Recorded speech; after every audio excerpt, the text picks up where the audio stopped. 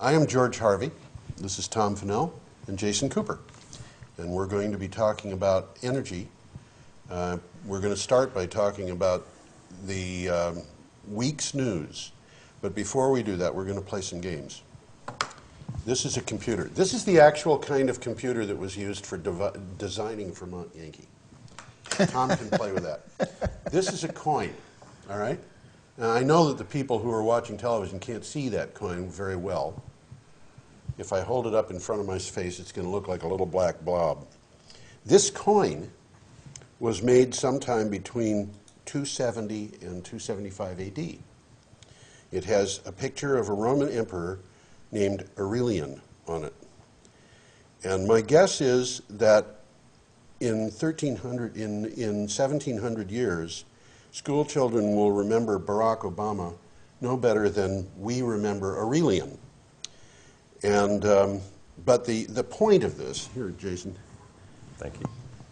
The point of that is when our spent fuel in our nuclear plants is that old, it's going to be absolutely deadly, and it's going to be deadly until it's 5 times or more that age. And in fact, the best way of looking at the age of nuclear fuel and how long it's deadly that I know of, which is it's an objective approach, is to say we have to consider the nuclear fuel until it is no more dangerous than uranium ore naturally occurring.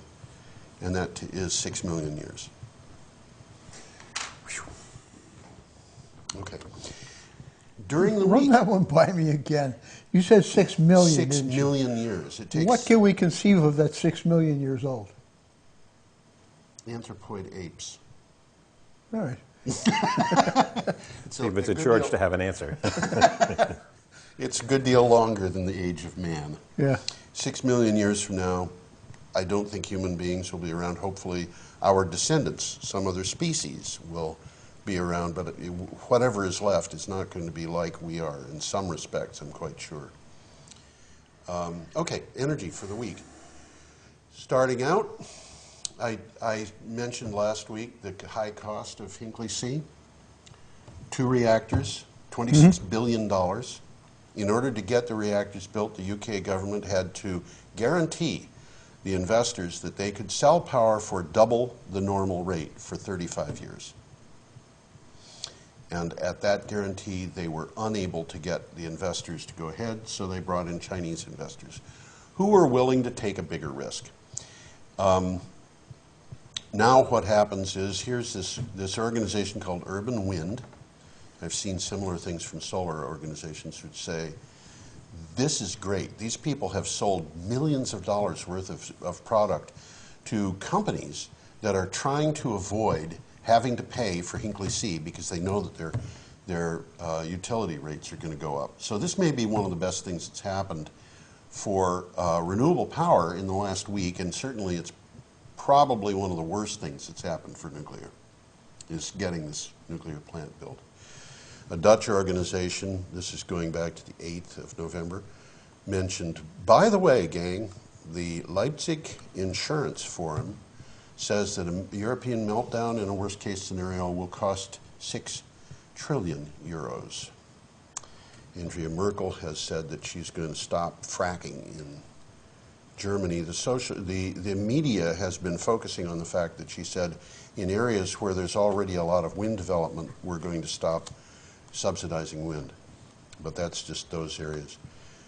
Luminant Generation has said that they're shelving plans to build 2 more reactors at Comanche Point. The European Commission is saying that it's going to start working on a proposal for mandatory disaster insurance for nuclear power plants. That would be an interesting thing to see happen. The DOE is cutting red tape on small residential and commercial rooftop solar systems. Jason Cooper, by the way, has a rooftop solar system. He just minutes ago was up there replacing a minor part that needed to be fixed. And I like knowing the fact that I know somebody who has that, who can look at this thing and say, that is the solar system that I own. I own the solar system. Solar system is a funny term. It is. California is planning on going to new building codes that will require residential and commercial buildings to be zero net energy. Which was that, California? California. They're going to new building codes. Zero net Zero energy. net energy. These buildings have to require no more energy than they produce. And that's probably an environmental approach that has some reason to be done. They've had that requirement for new construction in Germany for several years. Well, the Germans are stodgy people. What can I say? Well, it's nice to see a part of our country starting to follow suit on something that's as progressive as that. Yes, it is. It is. There are places in Germany where they have whole towns, and in other parts of Europe where there are whole towns that are zero net. And there are countries in this world that are 100% renewable or more. Paraguay is a great example. The country is 1,000% renewable. Very nice. Very and nice. What is their energy source? It's almost all hydro. But there are other countries where they're going to progressively larger amounts of non-hydro. And there's a lot of headway being made. Good. Somebody made the observation that the $523 billion that is used to subsidize fossil fuel industries worldwide every year could be better spent on renewable power, because spending the money on fossil fuel subsidies means that we're subsidizing the problem, not the solution. I suspect that will change.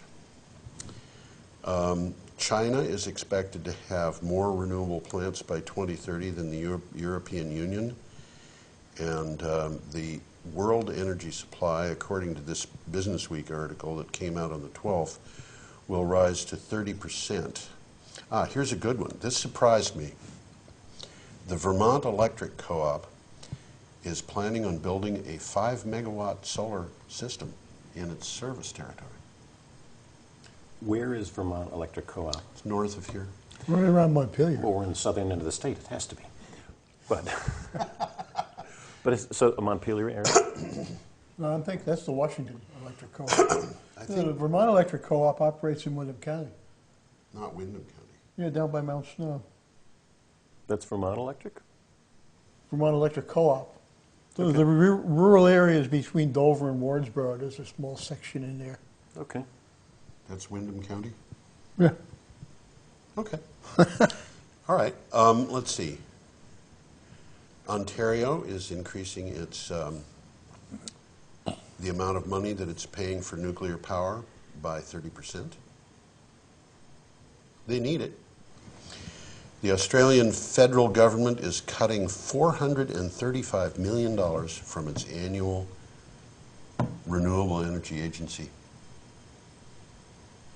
That's almost $500 million. That's right. They're cutting it. And I've got a few comments for them. This is going to be a serious problem when they see what the result is. And it's not in terms of global warming. It's in terms of their income as a nation. Because they're going to be trying to sell fossil fuel and uranium.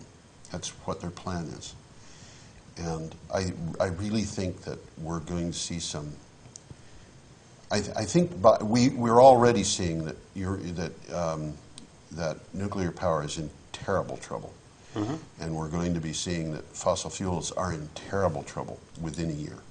And I would suspect within 6 months, really, we're going to be seeing the handwriting on the wall. I've said that before. But this is based on economics, not activism It's or based on protests or economics. anything like that. That's right. It's based on economics.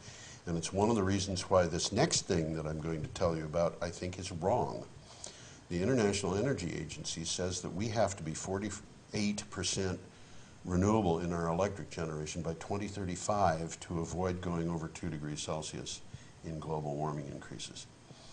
And they say they expect us to be 31%. So they're saying we're going to be way short of what we need to do by 2035. My own guess is that we're going to be far in excess of 48%. And the reason is because there's a bunch of things about the economics that they have not taken into account, I'm sure. And, you know, what is going to be happening here is that people are going to be realizing that when you're spending $538 billion on fossil fuels as a problem, you can stop. Countries are going to realize they don't have to spend that money on fossil fuels. If they start spending it on renewables instead, it's going to make a difference. The head of the World Energy Council has warned, this is today's news, that without financial support, nuclear power plants are not going to be built, and the whole market will remain stationary. Maybe what I should say is they've promised us that if we don't give money to these people, they won't build new plants. That would be good. All right, a remote-controlled robot has succeeded in pinpointing 2 holes in the containment vessel of the Unit 1 reactor at Fukushima Daiichi. That's interesting. And now here is the news item that I think is probably the most important of the week. EOS Energy Storage says that it is currently starting to market a battery that is a 1 megawatt battery that can deliver 6 megawatt hours of power. And this battery it's a zinc air battery. Mm-hmm. And which means that you don't need fancy, rare earth metals and things like that to make it go. You don't need lithium to make it go. It can go through 10,000 cycles. And so it's a 30-year thing. And it says in the news release it costs $160 per kilowatt hour. Now, $160 per kilowatt hour sounds like a lot, but you have to take that as $160 per kilowatt hour for something that cycles 10,000 times. So in order to know the price of the power that this thing is going to be delivering in terms of the investment that is made in it, you divide $160 by 10,000. But that's on top of the generation. That's just the storage. That's the storage. That's right. But on the other hand, if you add this to the cost of power generated by wind, which happens to be our cheapest power source in the United States right now, you come up with wind plus battery storage is very competitive with natural gas at current natural gas prices. Now, this brings in the next thing, and that is current natural gas prices are probably not going to go down. You're talking natural gas? Yeah. Okay. Gas prices are not going to go down. I saw a news item, I think it was last week, in which they said that the typical fracked well loses productivity at a rate of 10% per month. From initiation? Yeah. This is a lot of decline. It's a lot of decline. It means that you lose a little over 70% of your productivity in the first year. And that in turn, and of course you're going to lose another 70% in the second year. So, what is 30% of 30%? You're going to be down to 9% after 2 years. Mm-hmm. And that means that the cost of building fracked wells is not going to be recovered very well. And when that really gets, and it's already been getting into the industry. I mean, the price of leases for fracking has been going. The value of leases last year declined 50% in the course of the year. This is land lease prices for fracking. And I'm beginning to think that the fracking industry is in trouble. And oil shale is in trouble. It's going to be a different world at some point in the not very distant future, because people are going to start realizing that at $100 a barrel, there are better solutions than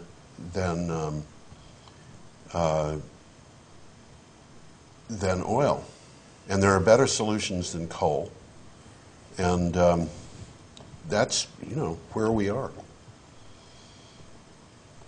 now.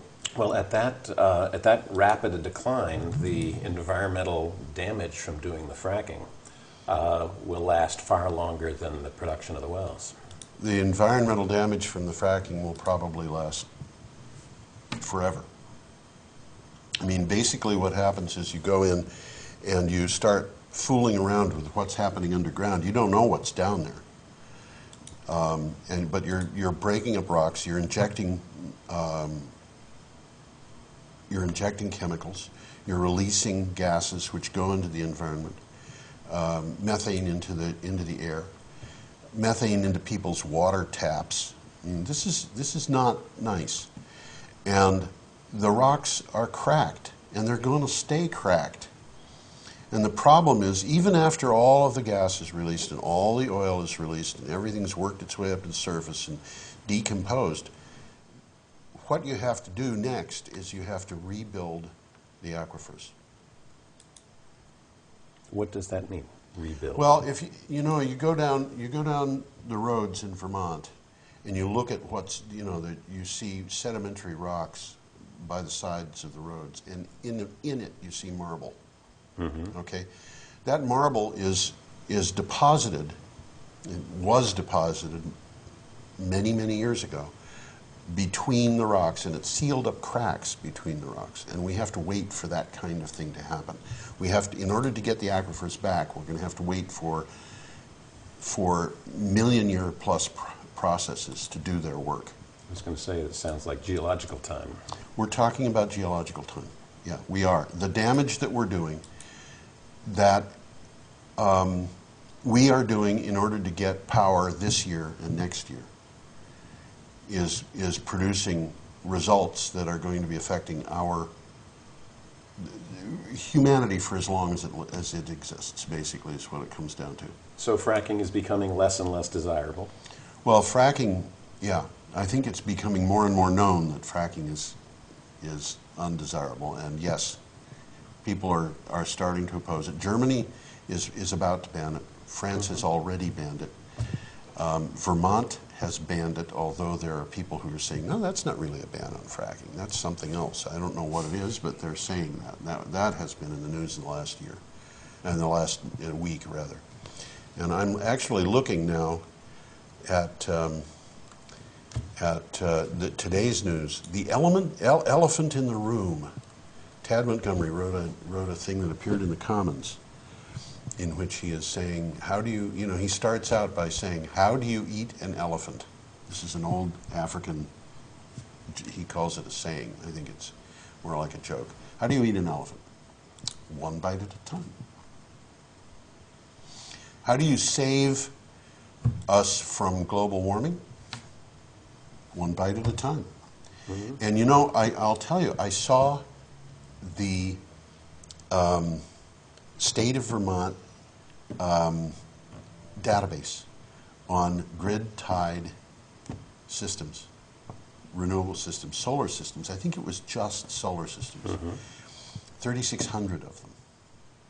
That's great to hear. It's nice to hear. Now, I should have done the math before today, but there are 1.3 million grid-tied systems in Germany, and which kind of tells you how much the German citizens are behind it. And also it tells you why they're behind it. These people are tying themselves to the grid so they can reduce their power costs to nothing, or possibly make money on them. And basically, one thing that you hear is that, and I've heard this from many sources, I repeat it often, there is nothing that we can do in terms of power that is more democratic than solar. Solar power gives power to the average citizen. The average individual can put up a solar system, and now, we can have, I can go to any of a number of organizations in the state of Vermont and say, I want to have my own solar system. And they might say, well, what land do you own? None. Where do you own a house? I don't. You live in an apartment? Yes. Okay, we can help you. And I get my solar panel or my share of the investment in a solar array.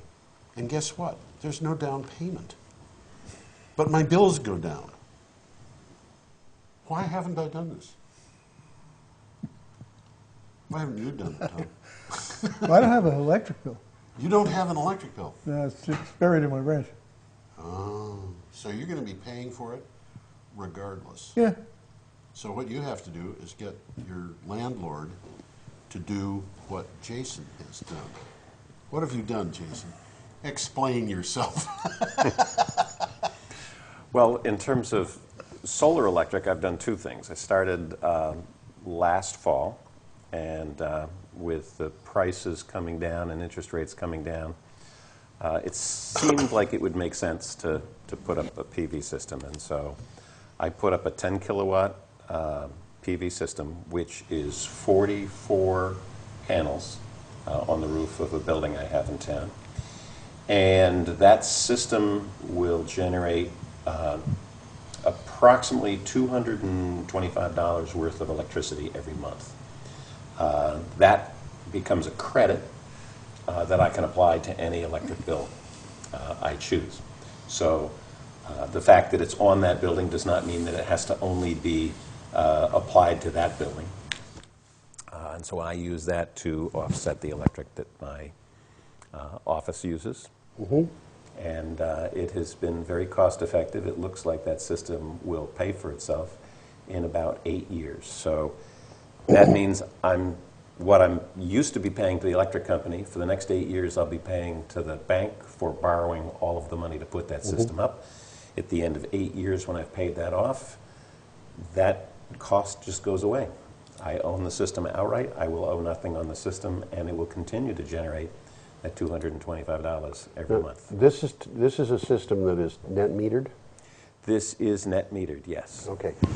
I think people should understand net metered systems. And here, you know, one of the things that I do, the first thing I do in the morning is I get up and I work on my blog for 3 hours. And I've been keeping track of the number of headlines I look at day by day. And it turns out I was right. It's about 2,000 a week.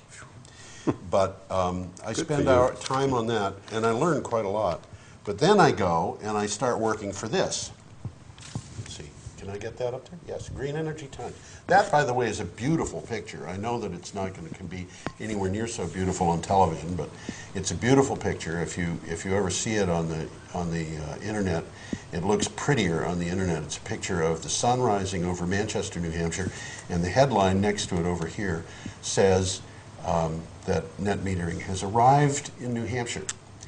And that's an important issue. This, again, is Green Energy Times. You pick it up all over the area for free. The net metering does what for a person who owns? So what net metering means is that you put up a system, and there's actually two ways that net metering could work. Okay. One is that if you tie it in on the building that it's, if you put the solar system on the same side of the meter as the building you are consuming power on, then what will happen is the power that is generated by your system will be consumed at that house first. If your system is generating excess power, it runs the meter the other way. Backwards. So it will run your meter backwards. And so with a solar system, for example, at night when you're not generating, you're not collecting any solar power, your meter is running forwards the way it does typically. And then during the daytime, when you might be using less, but the sun is shining, it's running the meter the other way. So what you end up with is the net of that use and consumption at the end of the month. So in that scenario, the power company, they don't send you a check for the excess if you generate more, but you end up with a credit on your bill that could be applied to the next day or the next month. The other way of doing it, which is the way I do it, is I have a separate meter which just tells me how much the system has generated. And so I end up with a credit of the total generation, and then I tell Green Mountain Power what meters I have anywhere else in that system that I would like that credit applied to. And so if I'm generating $220 worth of electricity, and then I have another bill that's $100, it would cover all of that, and then I could put another meter on the list, so I could have 2 meters on the list, and they would apply everything to the first bill, and then they'd apply it to the second bill until they had used up whatever my credit was. And so that gets set up, and I can change those meters anytime. And that credit just offsets whatever my consumption was at the other locations. And this is something that you borrowed money to do. Did you have to put a down payment on the system? I have to put a down payment on the system. You mean to build it, or to just get it built?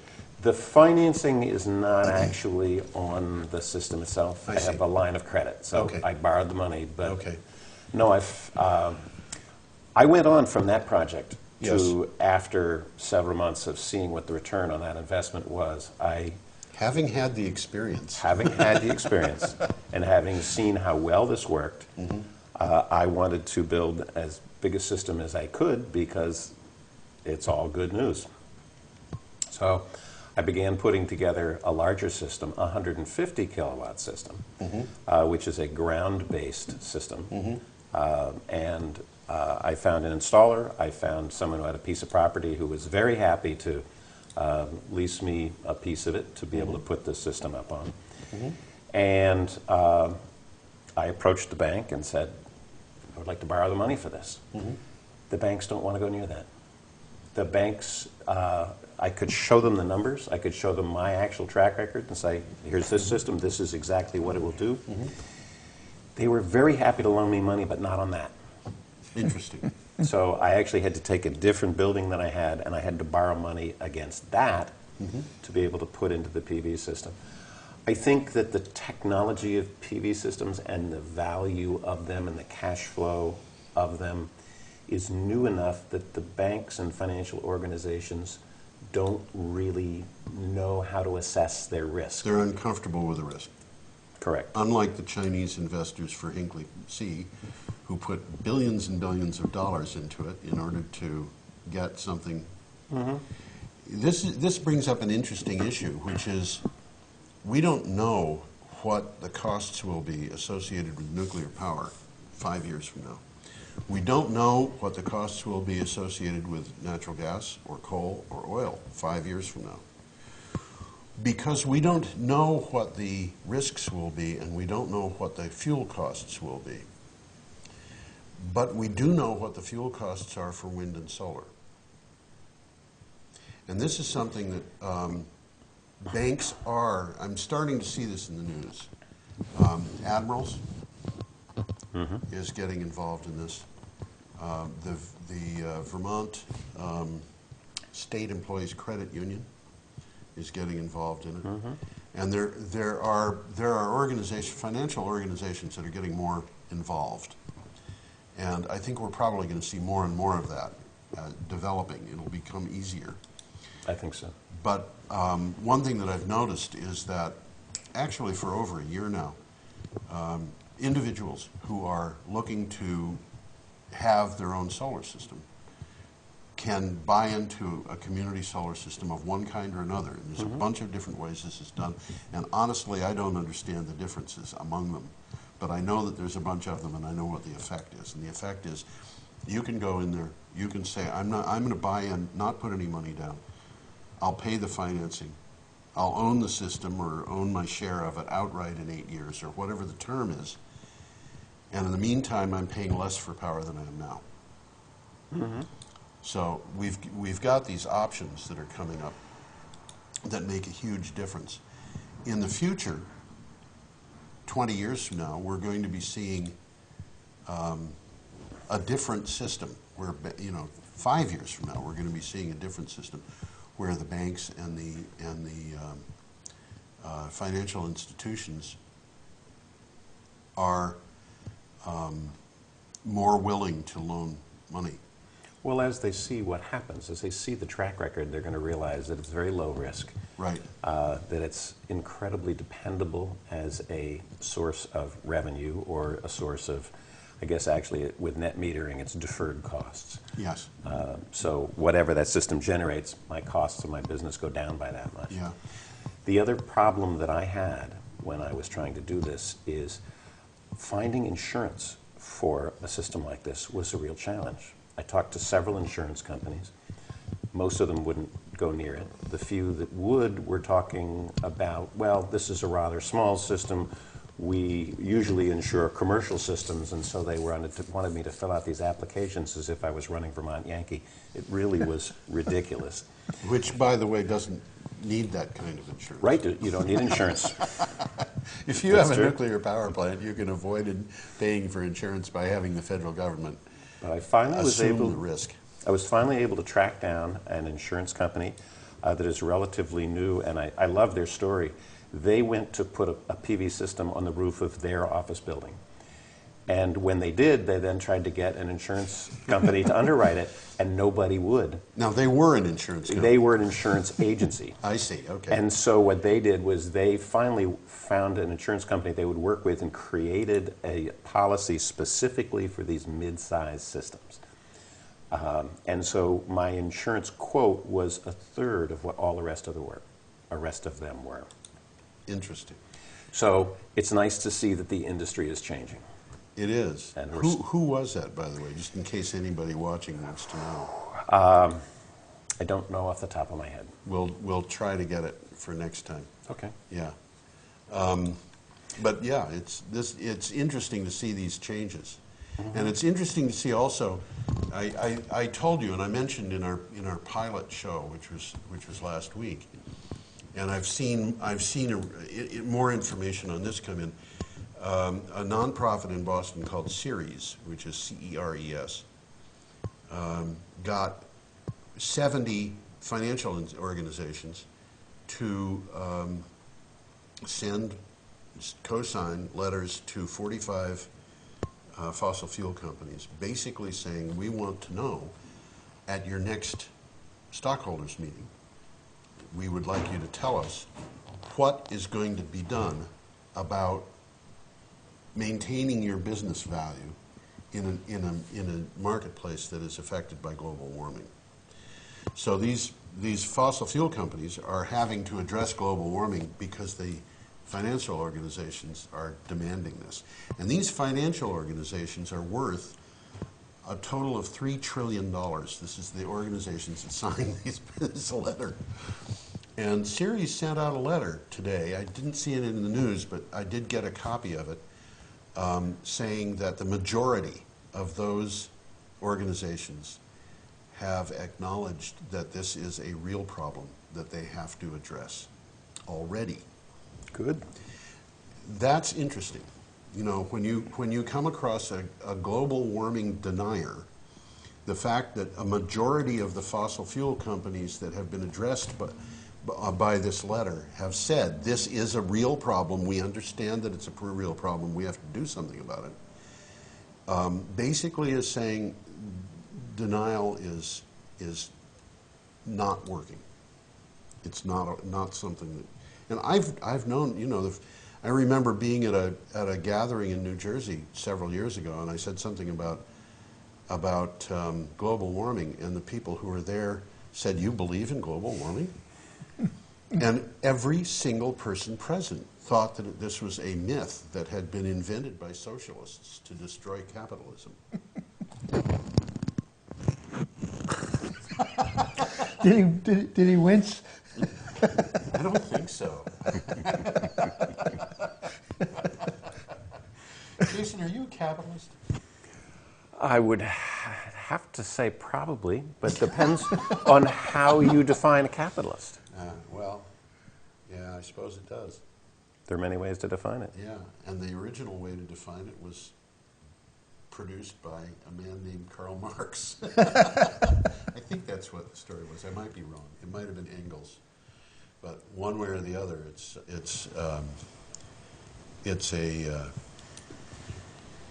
it's a term that has become adopted by a lot of people who are using capital. Now, I don't see anything wrong in using capital, but I think that it makes a certain amount of sense to use it productively instead of just making yourself rich. You can only drive one car at a time. Now, Jason, you have other things besides solar panels. I do. You have a distributed power system. I do. I have down on Elliott Street a group of 5 buildings that include a total of 20 units in them. And in our effort to control costs and to get away from fossil fuels, we ended up putting a wood pellet-fired boiler in one of the buildings and running underground hot water lines to the other 4 buildings. And we were able to reduce our oil usage annually by 10,000 gallons of oil. The nice additional benefit of that was that I cut our fuel costs from somewhere around $35,000 a year down to about $8,000 a year in wood pellets. Now, as a capitalist, what you're suggesting here is that capitalism can benefit from the understanding that renewable energy costs less than fossil fuels. Mm-hmm. As a capitalist, what I found is that I had much more control of my costs. For, I don't know, starting 10 or 12 years ago, I recall the first year I got a notice that the oil that I'd been paying 67 cents a gallon for was being increased to 91 cents a gallon in 1 year, and I was aghast that I was having such a huge increase. And so that began my paying attention to energy efficiencies and how can we cut our use. The following year it went from 91 up to 120 or $1.26, and I'm watching these 30 to 50% increases coming year after year. And that was wiping out all of the income from my company, is seeing that kind of astronomical jump. At the time, I was consuming somewhere in the order of 50 to 60,000 gallons a year. So to have a 50% jump or 30% jump in the cost of oil was an incredible amount of money. So I began shifting to technologies that were more stable. I've been using wood pellets at that location for 7 or 8 years now. And I don't think the price of wood pellets has fluctuated more than 10% over that entire time period. So I have a much more stable fuel supply. My energy dollars aren't going to support wars overseas and going to companies that have become some of the wealthiest companies in the history of the world. My energy dollars are going to a wood pellet plant in Jaffrey, New Hampshire, and supporting jobs in this region. And you know, this is a really important thing that a lot of people don't realize. There are a couple of things that really I think we have to address. And one of them, you know, I'm going to show this again because, you know, this is truth in advertising. That's what I'm doing. Green Energy Times editor Nancy Ray Mallory and I had a discussion, and I went to a thing about lobbying legislators in Montpelier recently, and you know, learned a lot there. But one of the things that I think we have to do is we have to dispel a few myths, and one of those myths is that because wind and solar are intermittent, they are not reliable. And what I'm seeing is a situation where the banks, the insurance companies, are starting to get an understanding of something here that they had never really got into their minds before, and that is wind and solar are very reliable. Fossil fuels are not. Nuclear is not.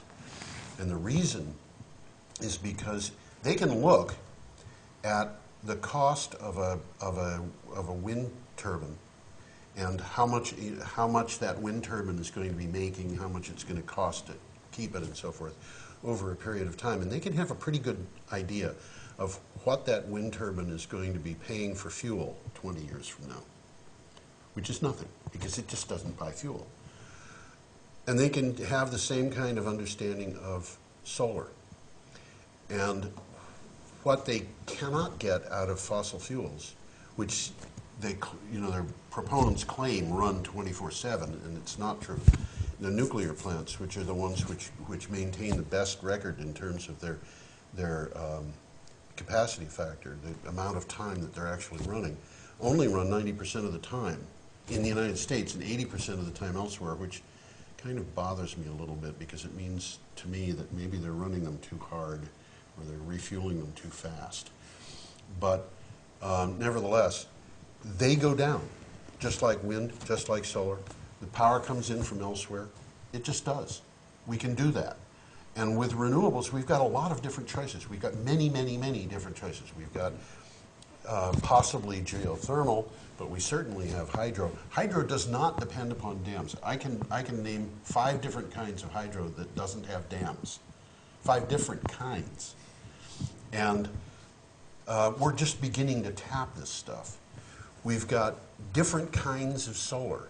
We've got biomass, and the biomass can come from different sources. And the biomass plants can be different kinds of plants. And they can produce less pollution than natural gas. And they can be used to fuel cars.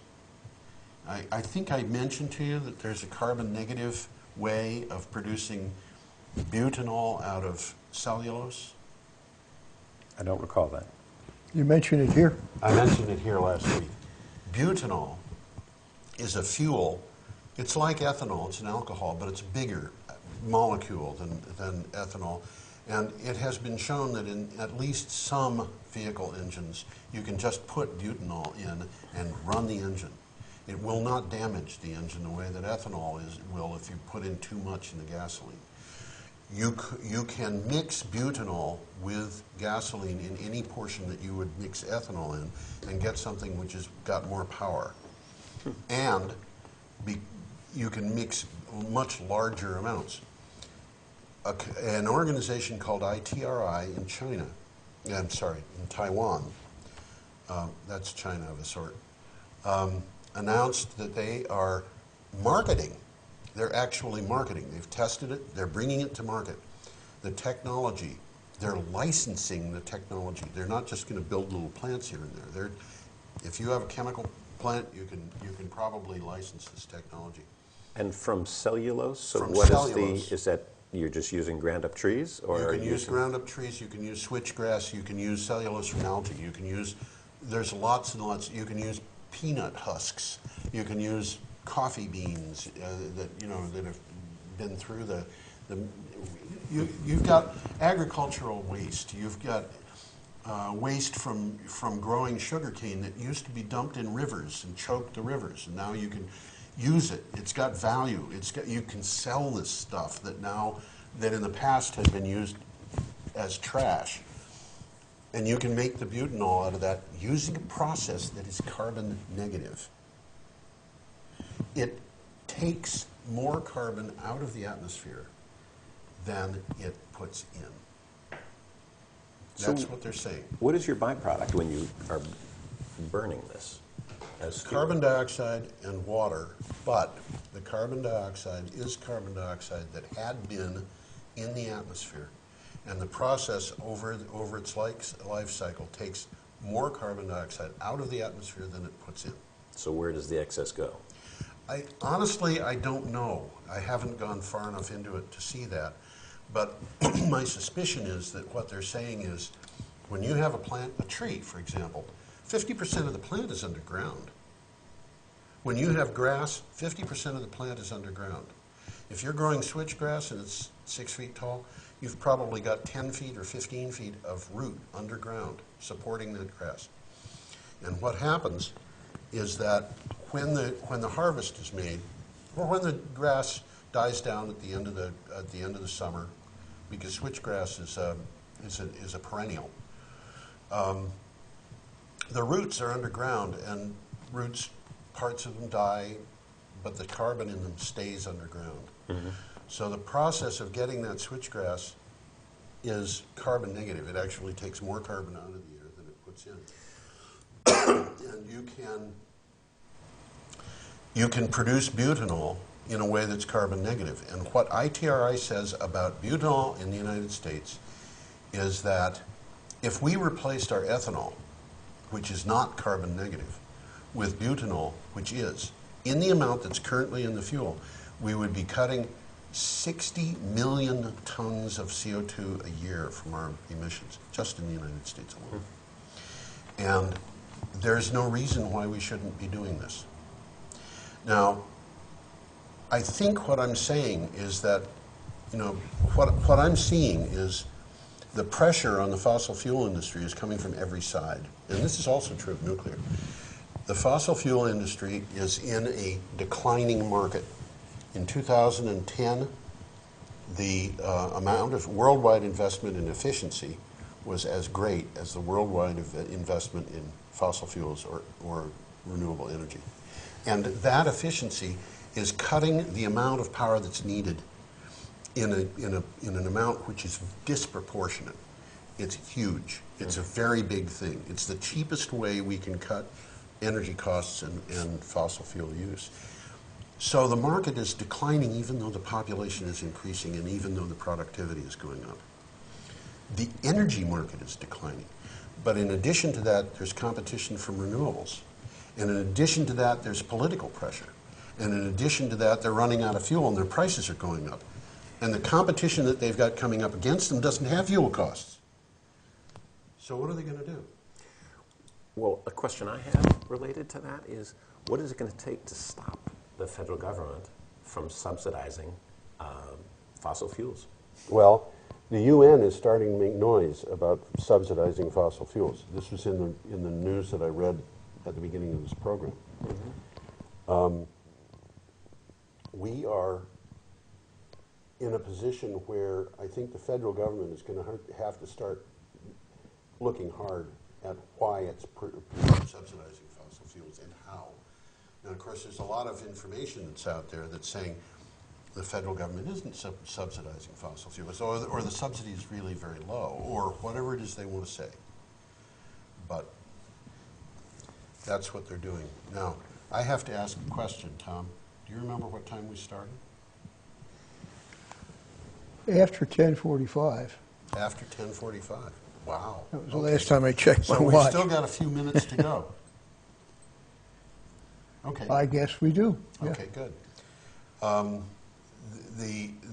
What I'm seeing is that there's no good news for the fossil fuel industry unless you're going to say that fracking is good news.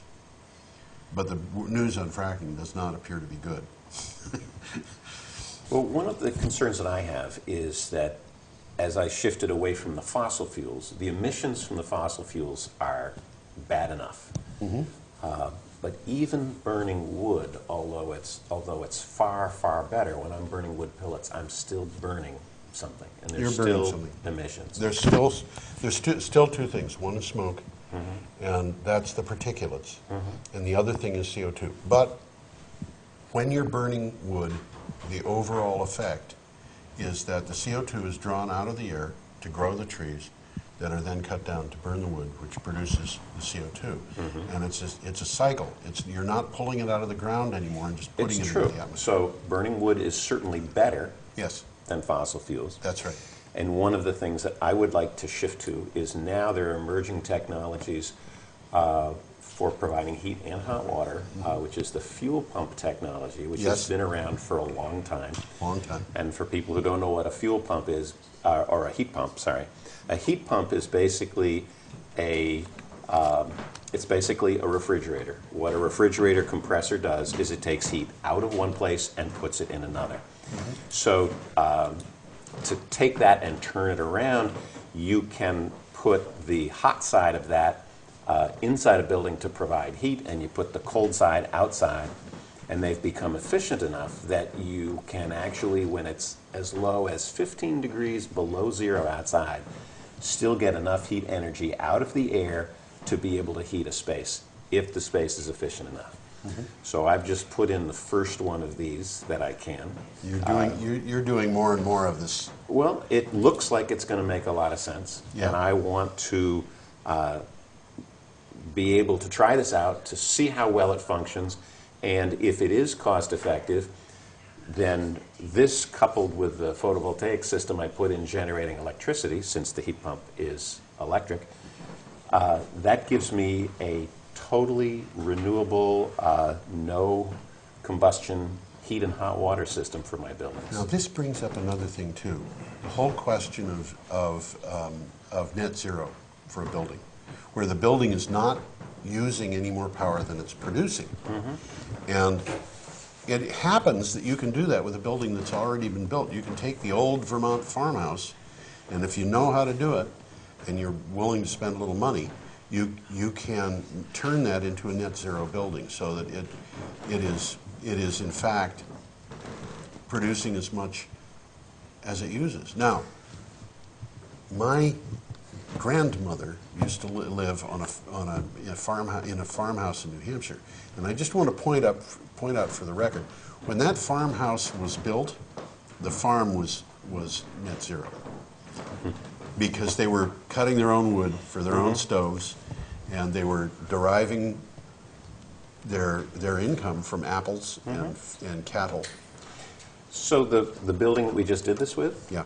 is a building that's a couple blocks off of downtown. It's an older 3-bedroom house. This was not built in any particular efficient way. Yeah. And so we are retrofitting. This is called a deep energy retrofit. And we have taken this house that is probably just about 100 years old. We have very thoroughly insulated it and air sealed it. We've replaced things like windows to make them more efficient. And then we have installed this heat pump system. And I'm looking forward to seeing how effective it is. That is supposedly going to be a much more efficient heat system, even if we were tied into the grid. Well, do you know what the efficiency is? The efficiency is supposed to be 40. It's supposed to be consume 40% of the electric of if you used regular electric heat. Which means that it's 250% efficient, because Correct. regular electric heat is 100% efficient, because all of the energy that goes into it is used for heat. Correct. So this is, people are going to have to get accustomed to the fact that there are words out there that are being used, and they're correct, but they're not being used quite the way you'd think they're being used. Heat pumps are extremely efficient, and it would be interesting to me to see the comparison between a biofuel plant making electricity, driving heat pumps, and having and the use of the same amount of fuel in a home in a traditional wood stove. And my suspicion is that you could heat the house and give it power out of the same amount of wood. Could well be. Gentlemen, I think we're Drawing to the I think we are coming very close to the beginning of the end. And my blog, for those people who want to see it, is geoharvey.wordpress.com. And if you just look up Geo Harvey, you'll probably find it if you do a Google search. But we will be reminding you of that on a weekly basis, I hope. So I will look forward to seeing all of you in that camera next time.